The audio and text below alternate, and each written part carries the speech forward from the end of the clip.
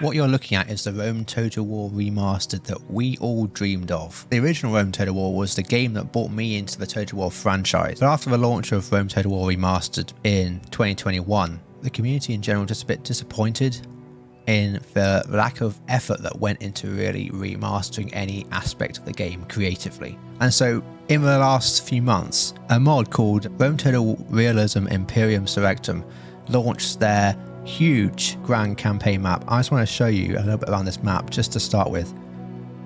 Look how many settlements are just in Italy. Must be at least 30 or so. It's absolutely crazy. And then just look at this campaign map. Amazing depth this campaign has. There are over 1,800 provinces in this game. 48 religions, separate religions. Let's take a look at this.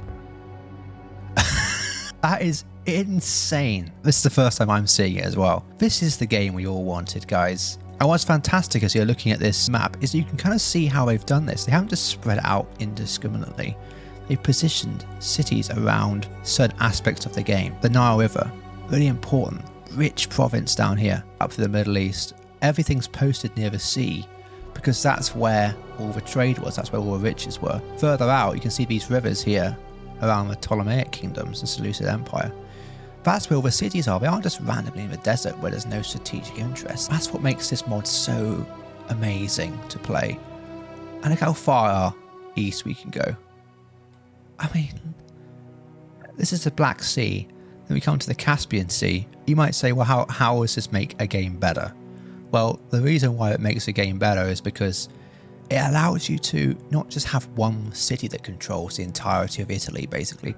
That, I think in the original game, it's like maybe Arretium, 2 up here, I think, 1 or 2 in the centre. There's so many. And that's what makes this exciting, because when Hannibal invades, instead of just going straight for one city, which is Rome, he has to kind of skirt his way around. There's more tactical implications to your decisions. I mean, look at Greece. This is an absolute nightmare to fight. Instead of one city, Sparta and Athens, look how many are here. Imagine fighting in Greece. It's just insane. The amount of small tactical decisions you have to make is incredible. But Italy is equally as insane. But Greek city-states are a complete mess. You can see that I'm making 13,000 on turn 3. That's because I'm also spending 43,000. Everything's more expensive because there's more towns.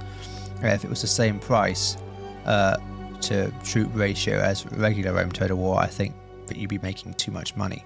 And so troops cost a lot more than normal. A lot of this map is actually just rebels, and that's because like emerging factions have places to grow rather than just like we're already fighting major factions. Just imagine what we could be doing with barbarian invasion and this. Imagine trying to manage the Western Roman Empire with this kind of level of detail. We've got a bigger empires, but they're focused, you can see, on one single like either river or mountain range, which I think is really interesting.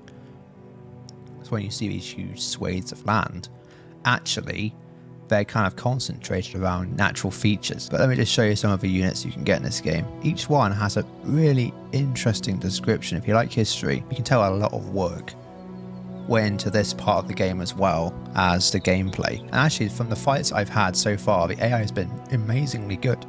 Better than Napoleon. It's significantly better than Napoleon. I was fighting this rebel battle up here, and the AI was sending in reinforcements in waves. They weren't blobbing up. They were countering my positioning with my cavalry. They weren't blobbing up. They held the line. It was pretty insane. I actually lost quite a few men. But you can just see the detail of this map as well. It's just incredible. We've got some fields here. Got Italian trees. It's just amazing. The way you manage your settlements is very much different in this game because, as you can see, there's a lot more to manage. And so you really have to take into account like things like lists like this, tracking your armies, tracking your settlements using the tools in the game rather than, you know, identifying it by eye, because otherwise you're gonna get completely lost. And the game really does help you with that. You can see everything from this toolbar, all religion. You can see why this one's unhappy. If we just scroll over it, we can kind of see where it is. We can locate it on the campaign map very quickly. It's very, very intuitive, the design. So if you don't know how Roman army was structured in this time, you'd have your Hastati out front, very much young guys, not a lot of experience.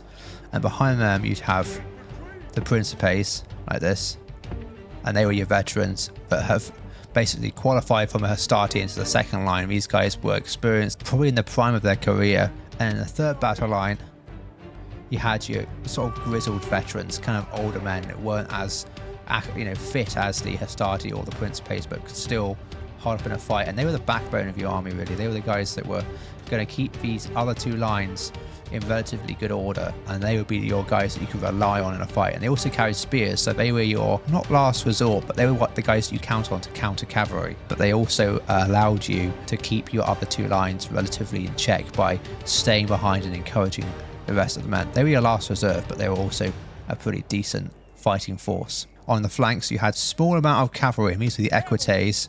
They were your upper class who have been sort of recruited, but they were excellent horsemen as well, but they were very small numbers compared to the rest of the Roman army. They were more of a specialised scouting force, and later on they were used more aggressively, but they were nowhere near as good as Hannibal's cavalry. A lot of these armies, you can see this uniform here, is inspired by Greek culture at the moment. You see these round shields, you see these like sort of Spartan style helmets. They were very much encouraged by the Greeks as well. The last unit we have here is the Velites, a really good light infantry unit that was sort of used to skirmish with Hannibal's army. So that's how they were set up. They were set up in those three lines.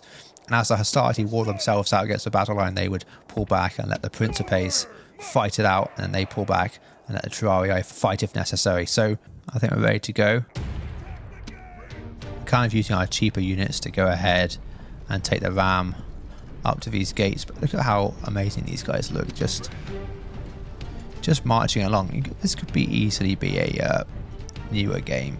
Javelins in the old game weren't very effective because they just didn't do much damage, but these ones they throw really quickly, and so you put them in a position outflanking like an enemy infantry unit, and they'll chuck their javelins extremely quickly, allowing you to really hit hard enemy formation. Oh my gosh, another 50 casualty. How can you stand against that? Do you see how they just moved then? See how they did that? What happened was they moved aside in the ranks to allow this unit to pass through easier. That's not a mod, by the way. That's actually in the base game from 2003. Look at this infantry unit as well, waiting for the other one to pass before it moves through. Rather than just blobbing up and making a mess, they'll wait for each other, which is incredible if you think about it in the other games. Just blobbing up everywhere, such a mess. And you can just see the level of dedication in this game is incredible. These guys will move into two segments like this, and it will allow this unit to transfer through the other unit a lot quicker. And it doesn't always work, but it works most of the time. Our Javelin's going to unleash again. Perfect positioning. Oh, let's just see this devastating volley here. Oh gosh. Come on, reform. Oh my gosh. Please.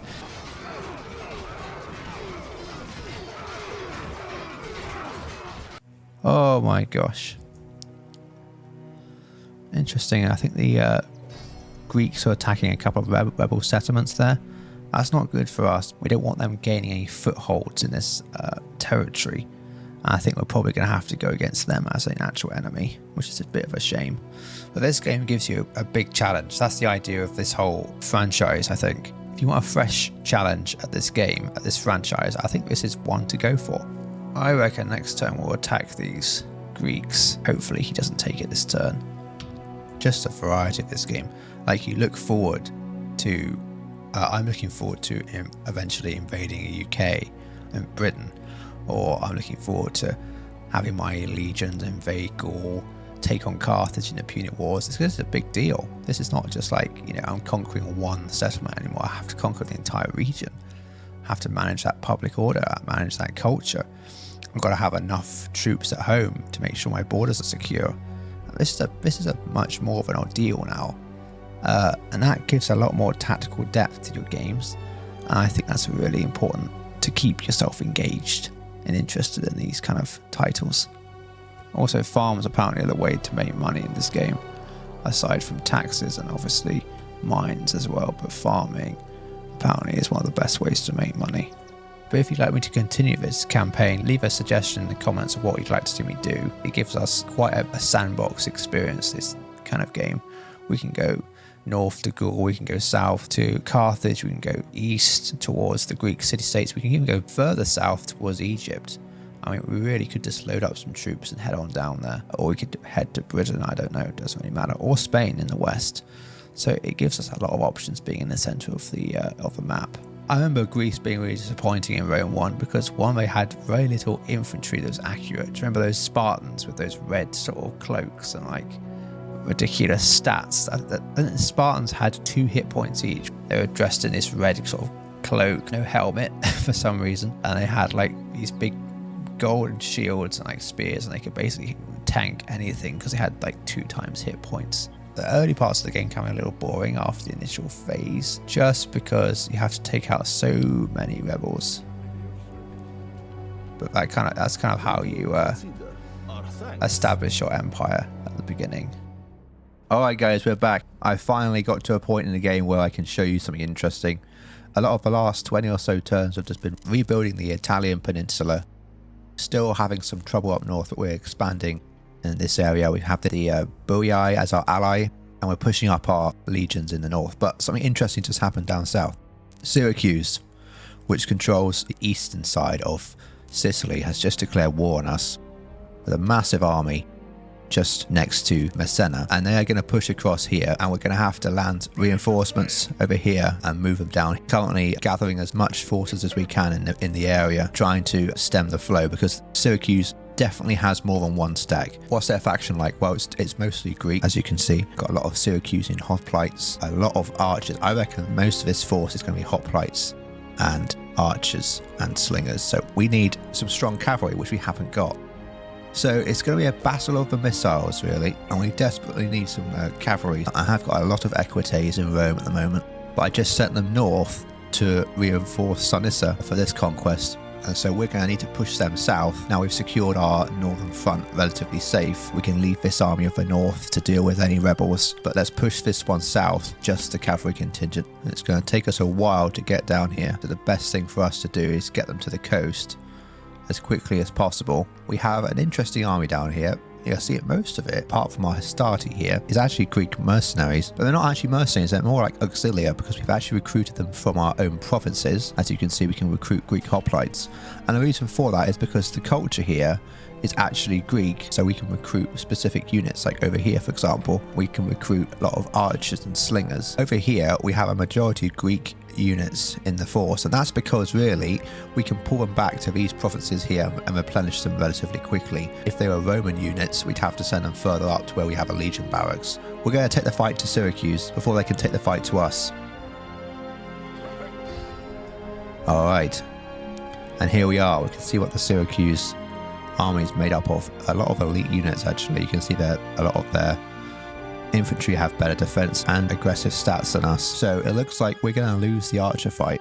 However, we outnumber their infantry by quite a lot. So basically we've got to bring the engagement to them and hope that our missiles can hold them up long enough for us to take them out. We have not got a very strong cavalry force. We've got to hold them back until we've dealt some damage to the missile troops and then send them in.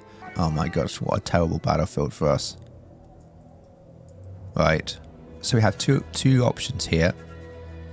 We can either hang back and kind of sort of camp at the back, which isn't going to work for us because they outrange us, or we can aggressively push up here. And I reckon that's what we're going to do to mitigate their missile effectiveness. Because I reckon they've deployed in the low ground over here. So if we make a mad dash up here and deploy on their flank, I reckon that could give them quite a lot of problems. So let's do that. We're going to use our infantry as our sort of make it a kind of like a box for our missile troops to shelter behind. That's our infantry sort of screen there. We have got Greek archers, so we do match them in missiles as well. Got some slingers, and we've got some javelins. Now, javelins are really, really effective in this game. Let's group these guys up. Right, I don't know why it's done that.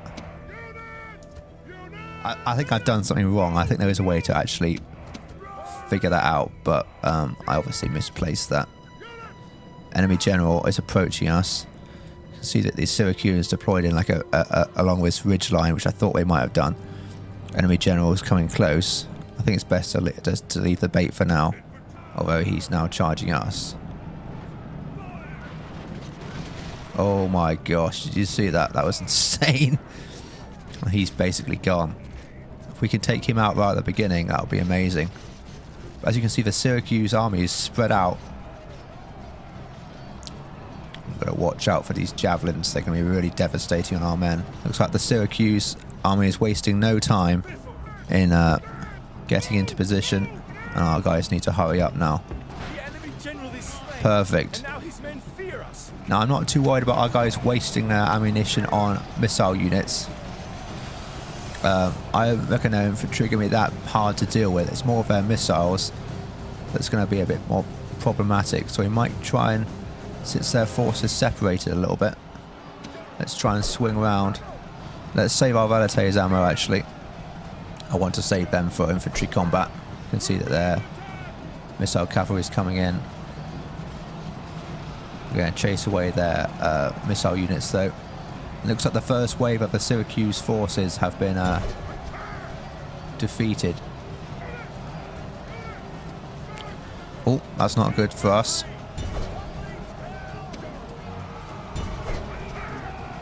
That's not good. We've got to pull these guys back. I mismanaged that.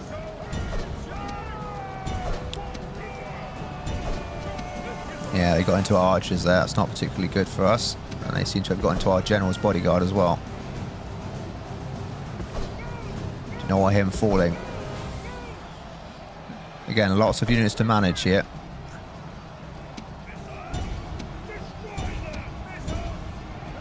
Try and save our general here from being annihilated by this missile cavalry.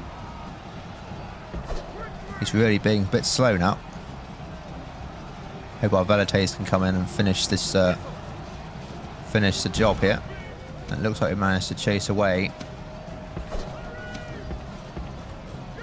this unit of cavalry here, and we are going to start pushing up here onto this flank, make an aggressive push with our infantry here. Try and pin this hoplite in position there. We don't want them pushing around too quickly. Looks like our infantry line is mostly holding, and we're gonna charge these guys now. Try and drive them away. Hopefully these guys can hold these hoplites long enough for us to finish off the main threat from the infantry line.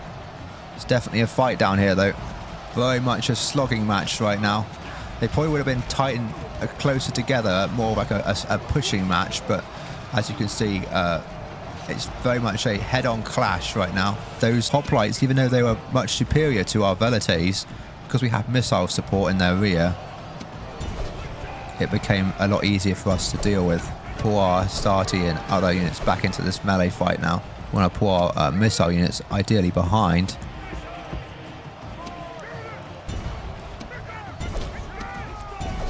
And it looks like the centre of the Greek line has, or the Syracuse line has broken.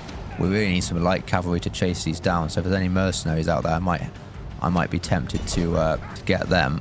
We definitely outplayed them because we outmaneuvered them first. And by not taking them head on, we didn't allow their missiles to gang up on us as much as they should be able to. Interestingly, Greek slingers really pulling their weight here. Greek archers doing good, but the Greek slingers really hitting hard. And that's why I recruited them, so we could really hit hard against more of a heavier infantry unit. I'm not sure how much armor piercing the slings have, but it's definitely some, I think. And that was mostly head-on to hoplites. Imagine it from the rear. You can see how devastating a pack of slingers could be. Anyway, we pushed the Syracusans back. Now we have access to Messena, really. And let's start recruiting some more units because we're going to definitely need them. That's the first Syracusan army defeated. I don't know how many more there are. We're now going to assault Messena. A relatively easy fight, but we want to take as little damage as possible, because otherwise we're going to have to replenish a lot of our troops, and we are going to have to. This Greek archer needs to be replenished and sent back. So I'm going to fight this real quick, show you the highlights. I'm going to use our velites here to break this stalemate. Our missile units can't really fire over these walls very easily, but this is where our velites come in.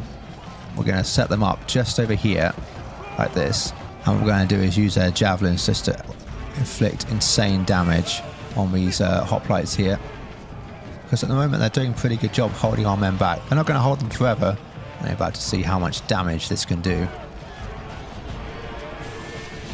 Oof. See tens every few seconds. They're just launching a volley here. This one's not even doing anything. There we go. And this is on their shield side as well. Imagine if it was on their rear. I mean, as you can see, just broke them completely. And they fire so fast that we've already used their ammo. Alright, finally, it looks like our Romans have secured Messena. So the first of the Syracusan towns has been taken.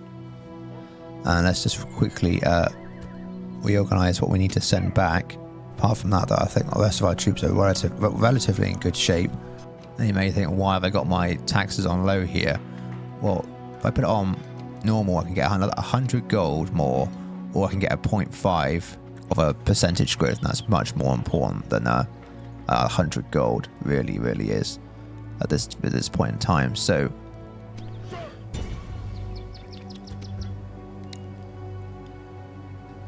alright, let's finish these Gauls.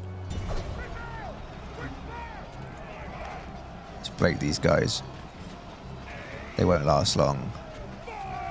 Watch this. Oh my gosh, 40 casualties. Oh my gosh, another 50 casualties. I mean, how can you stand against that? Do you see what I'm saying? They just lost over 200 men in a matter of seconds. Javelins in the old Rome total war used to be pretty, not amazing, pretty useless, to be honest with you. Didn't have the same punching power as that. I'm going to flank these guys. Huge missile fire now. Ready? Oh, lost 40 men. Not as good that time. Alright, and with that, another city taken. Alright, so I just conquered a few territories up north, but let's end the turn, see what Syracuse does. I am playing also on extreme mode, which means that the AI has a lot more resources and will send a lot bigger stacks against you. So when I face someone like Carthage, that has a bigger empire, or Seleucids, or Macedon, or even the Gauls, when they've spread out a bit more, I reckon I'll have a much tougher time because of the amount of stacks of units they'll have to throw at me. Also, being Rome is an interesting faction because yes, you have a lot of resources to start off the game with, but you're also in the middle, which means that you have to have those resources, otherwise you'll get surrounded very quickly. And so you can go north, you can go south, you can go east, you can go west. But the most important thing is you secure your fronts as quickly as possible. So what I'm trying to do in the north, I'm trying to get those mountain ranges, the Alps, secured, whether that's through allies, whether that's just through fighting, but whatever happens, I've got to secure my northern front so I can take on Carthage in the south. I think that's the priority right now. As you can see, this is why it's extreme mode. But thankfully, we did manage to retrain all of our troops last turn, but Syracuse has sent 1.5 stacks to deal with our 1.5 stacks. But there's our cavalry force that we need desperately in the south to throw back the Syracuse armies. I think we were right not to siege these last turn, because if we did, we would have got caught out by this relatively good general. RT, we'll call him. It's probably better if we face them in the city, because out on the plains, we may not have the force to beat them.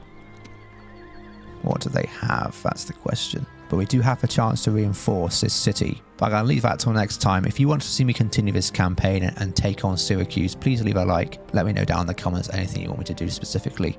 I'm just going to try this series out for a while, see if anyone's interested in it. If not, we'll move on. I hope you've all enjoyed this. It's been definitely an experience for me, going back into the old days of me playing Rome Total War on my tiny little laptop. If you want to see me continue this, let me